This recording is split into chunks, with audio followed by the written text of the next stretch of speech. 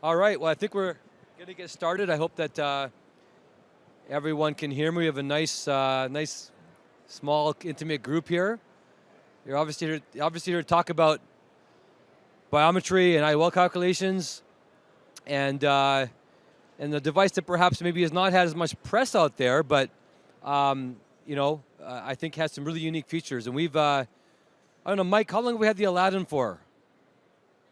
How long have we had it for? 3, 4? I don't know how long we've had it for. 2 years? I thought it was at least 2 years. Yeah, yeah. And we have a very busy cataract practice.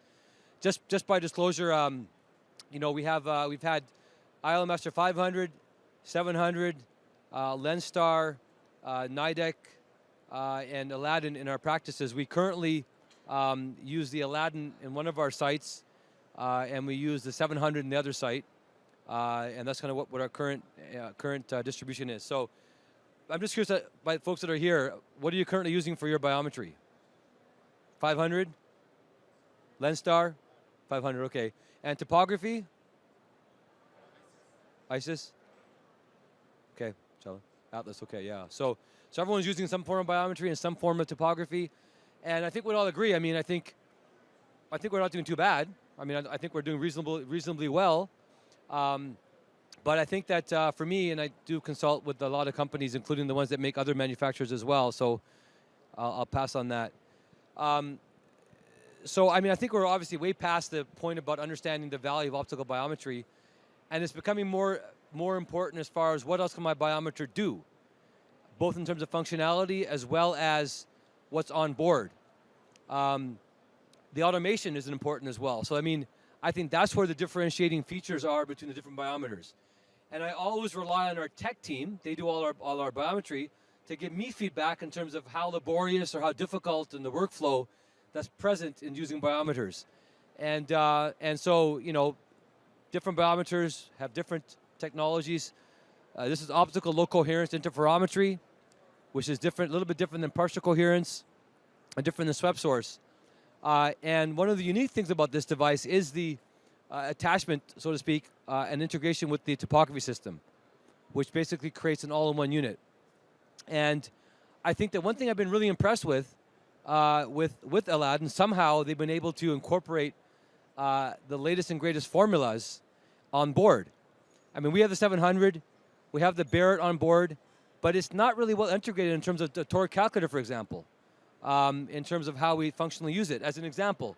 So, but Aladdin, I think, has really been able to incorporate these formulas really well. And for us, that's really important in terms of allowing us to integrate really well.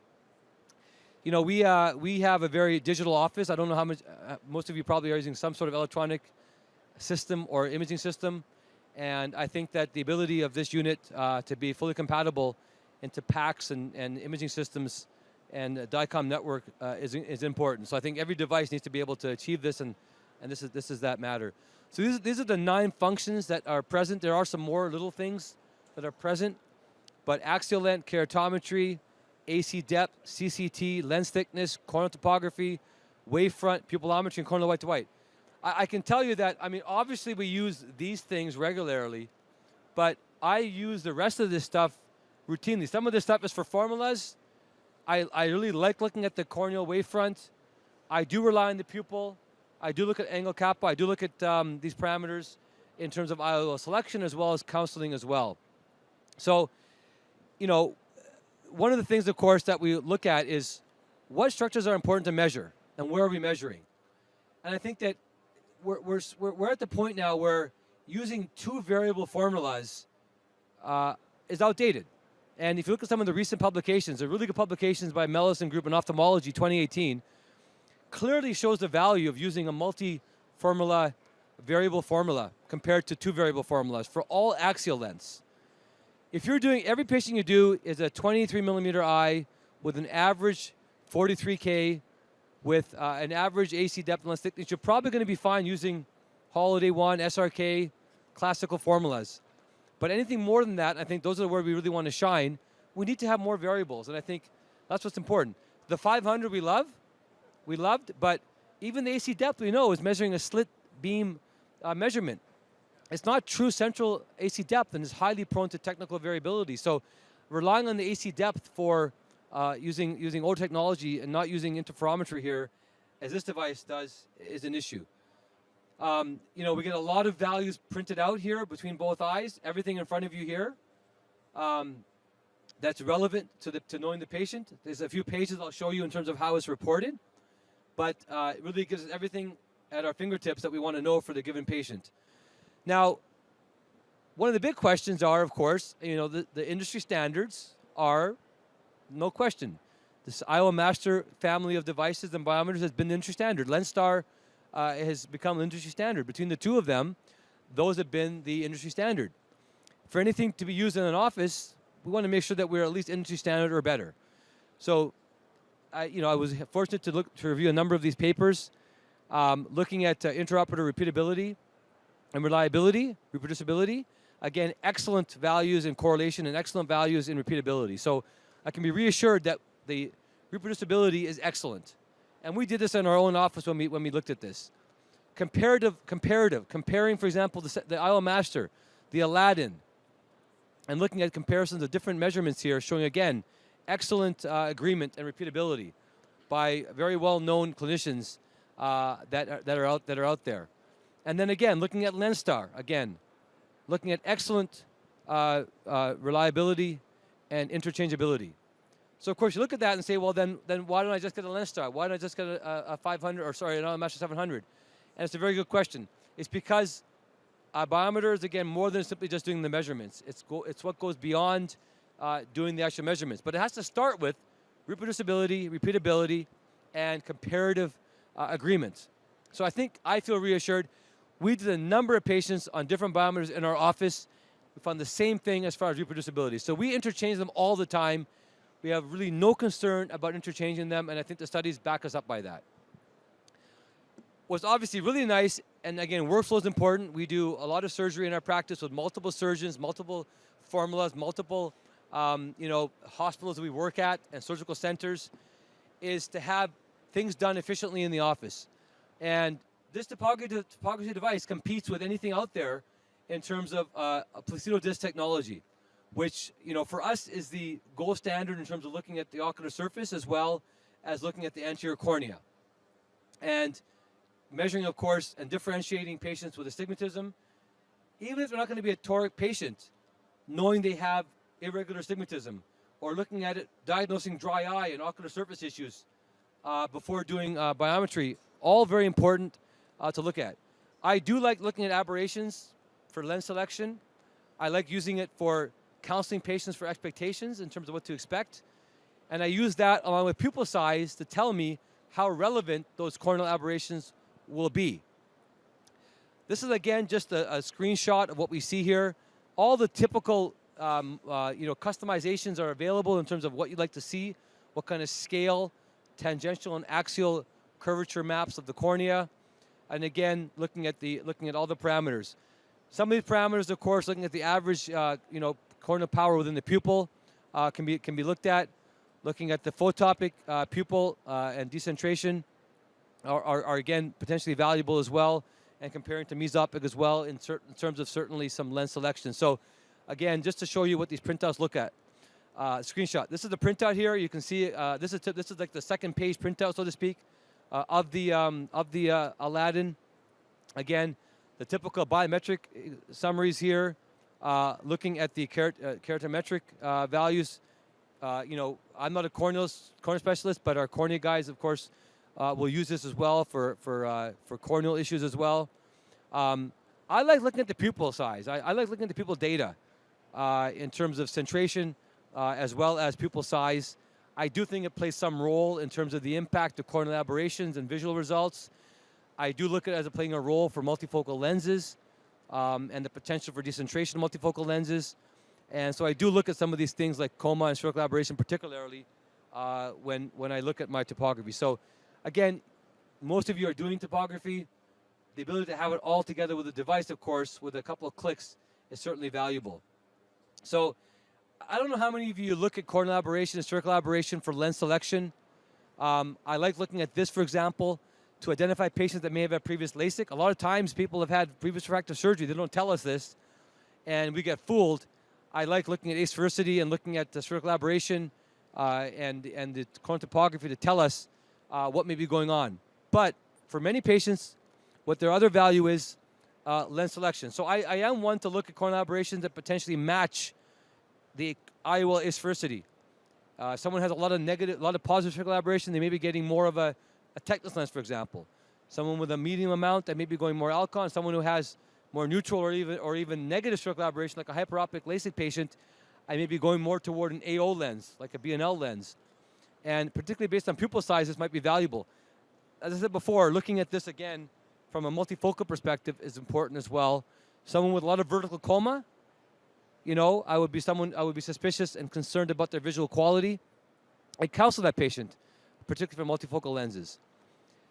So we talked a little bit about IOL formula, and all the classics are available, but the integration of the post-refractive calculator here, as well as the Toric IOL calculator, and as well as some of the latest generation IOL formula, I think is really a nice package. We like having everything automated.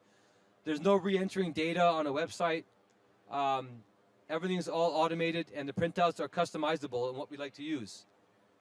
So for me, the Barrett still is the king of formulas. To get good Barrett results, though, we need to get good AC depth measurements and lens thickness measurements and white to white, and that's where it's important.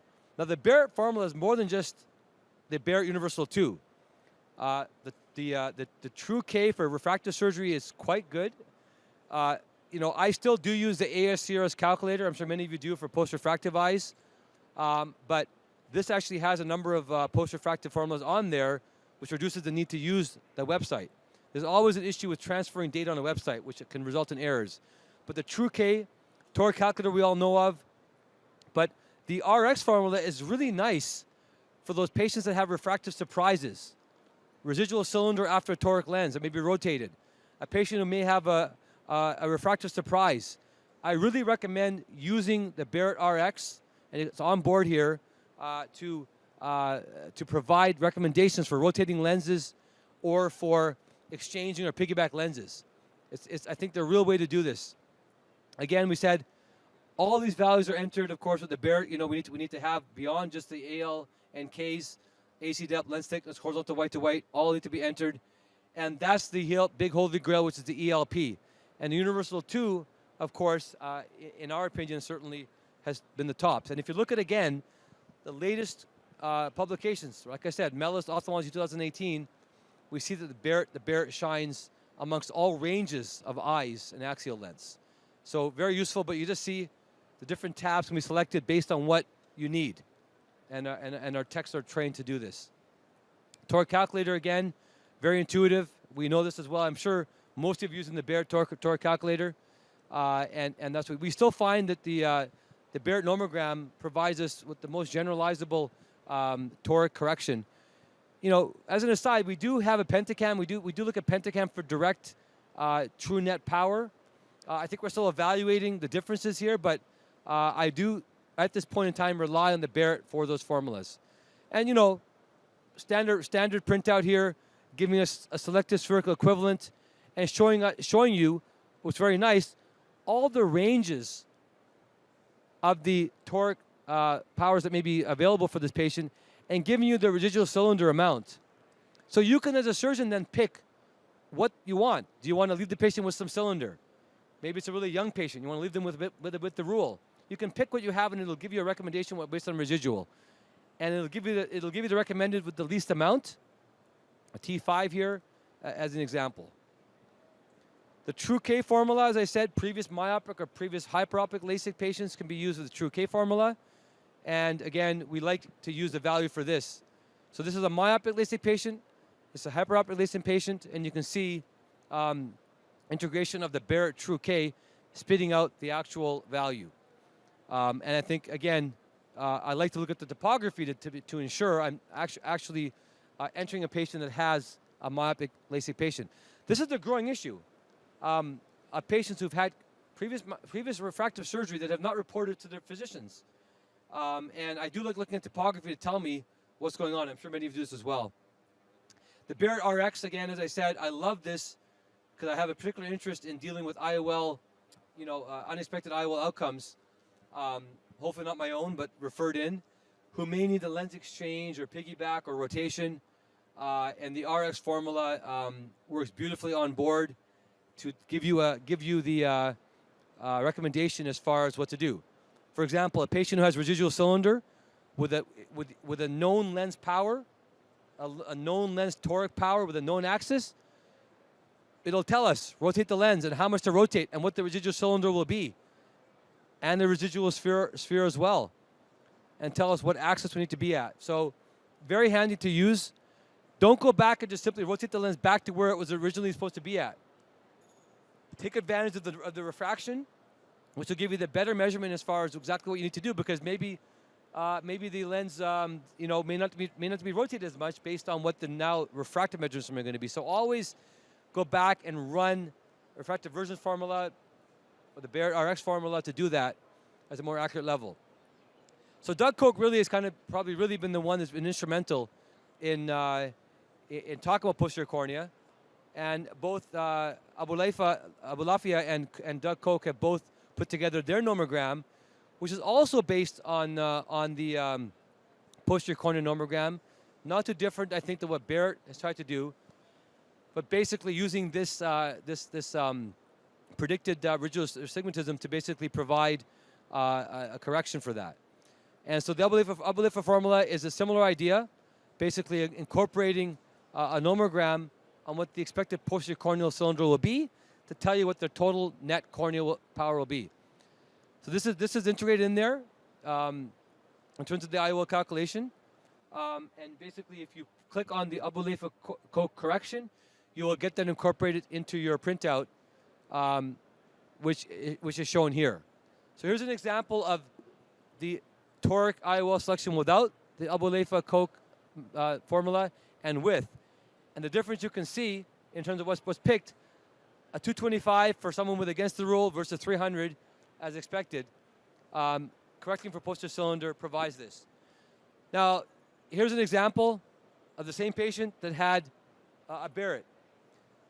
You may ask yourself, well, if you have a Barrett on board, why do you need to have the Abulafia-Koch correction in there? I think it's a personal choice. The advantage of the Abulafia-Koch correction is you can use another formula. Let's say you prefer to use a Haggis or you prefer to use a Holiday formula, but you want to still correct a posterior cylinder. Then you can use the Abulafia-Koch correction with that formula. But if you're using Barrett all the way through for your spherical equivalent, then you're going to use the Barrett. You don't need to do that correction because it's already built in. So one of my partners really likes, I like the Barrett. One of my partners likes another formula. Well, she basically would say, they're going to go back and say, I prefer to use SRKT, whatever, right? Maybe in a longer eye. Well, then you can simply click the Abulafia-Koch correction and get it done built in there. So you don't have to worry about, or not worry, we don't have to use the Barrett formula necessarily. That's why that's on board, and it depends on what you want to choose. So a lot of information is here, in terms of this print. This is the Barrett Universal 2. All the parameters are here, IOL picked, and you can see on the topography, all the values are present that you need. And you can obviously compare. You can compare the cylinder based on the optical biometry, and you can compare it based on the corneal cylinder as well. So here's an example where we have the result here in terms of what the Barrett would predict. Here, so this was a Hoffer Q that was used with this, just to give you examples how you can customize and choose what IOL formula to use and whether to make a correction based on the Barrett or on the Abulafia-Koch correction. How many use the Olsen formula? Because the Olsen formula is not as popular, but really is probably one of the best formulas we have found, particularly for shorter eyes. And the Olsen suite basically is a very I wouldn't say novel because it's been around for some time, but a really visionary way to predict ELP. And what Thomas Olsen did basically was use Zmax and looking at astronomic telescopes and how images are gathered with those systems and camera lenses to basically incorporate this into a proper lens formula. And basically, the C constant essentially is you can think of it as essentially where the lens is going to sit in a collapsed capsular bag, using thick lens optics, so to speak. So, you know, most of our formulas basically collapse the cornea and the IOL to one plane, the principal plane. Those are thin lens optics, right? But we know the cornea has a thickness, and the lens has a thickness. That's gonna cause some refraction of light. We think it's small, but particularly for complex eyes, thinking of the anterior and posterior curvature of the cornea and the IOL may be able to provide more accuracy, particularly for post-LASIK patients. So this is basically a true ray tracing formula. And the Olsen formula now is built in as a calculator for these eyes. I think it is one of the top formulas in my opinion. And again, like I said, particularly for smaller eyes. And again, incorporating a toric calculator in this as well, and providing the right spherical power is what's useful. So I know many of my colleagues, the Olsen is still not something that's widely used, but I think now that it's available on the platform, I'm going to recommend to think about using it or looking at it at least, and looking at your own results and saying what would have predicted more valuable. But for me, between the Barrett and the Olsen is where I've been going with my formulas. Some of you may be asking, well, wait a minute, what about the Hill RBF, right? A lot of noise on Hill RBF. I think the Hill RBF is a very good formula. Certainly with the Lens Star, it's built in, it's available on the website. In our experience, the Barrett and the Olsen seem to perform just as well as the RBF. We'll see what the future shows on that. But of course, if I'm really worried, I can still enter the RBF online if I need to. So that's typically how we use our different formulas. So I hope I've been able to kind of just go over some of the functionality, where we use it, the confidence of using it. You know, using it now for 2 years and comparing our patients and results. It's really been a workhorse for us and adopted very well with our practice. So those are my comments, but maybe happy to take any questions or any comments as far as Aladdin or other biometers or topography. Thank you very much.